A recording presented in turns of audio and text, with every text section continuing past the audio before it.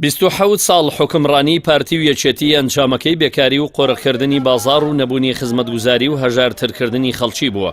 لە دوای ڕاپەڕینەوەکەم دوو حیزبە دەسەڵاتدارە سەرجەم جومگە سیاسی و ئابوووریەکانی هەرێمی کوردستانیان بەدەستەوە بووە، هەوڵی سەرەکیان بۆ قۆڕەکاری لە سیاسەت و ئابووریدا بووە و لەسەر بردننی سامان و داهاتی ئەم وڵاتە بۆ خۆیان چەندین شەڕی گەورەیان هەڵگیرساندووە.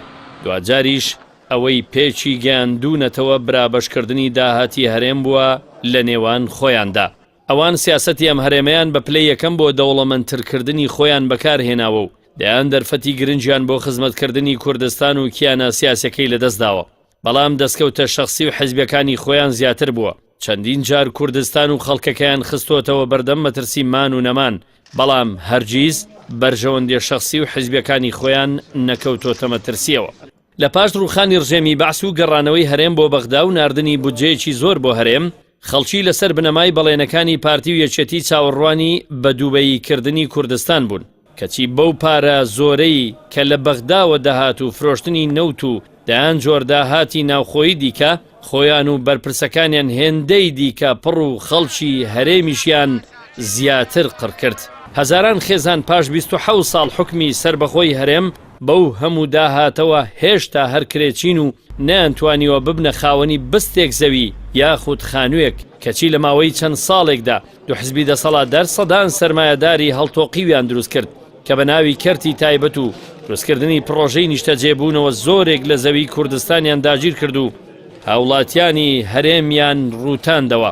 لە کاتێکدا دەبوو بەو داهاتە زۆرەی هەرێم پرۆژەی نیشتەجێبوون بە نرخێکی کەم بۆ خێزانەکەم دەرامەتەکان تەرخان بکەن، کەچی بە شوقەی دەیان و سەدان هەزار دۆلاری خۆیان و چینێک سەرمایەداری چاوچونۆچیان دەوڵەمەندتر کرد.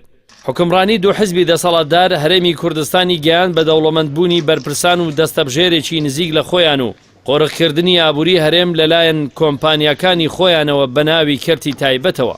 ڕۆژ بە ڕۆژیش خەڵکی هەژارتر و گەنجان بێکارتر دەبن. بە جۆرێک هەر بەپێی داتاکانی خۆیان ڕێژەی هەژاری لە هەرێم لە 15 و بێکاری لە 13 هەروەها لە 120 گەنجان بێکارن و ڕۆژانە دەیان گەنج لە دەست بێکاری و زوڵم مستەمی ئەم دوو هێزە سەری خۆیان بۆ هەندەران هەڵدەگرن و دەبنە قوربانی.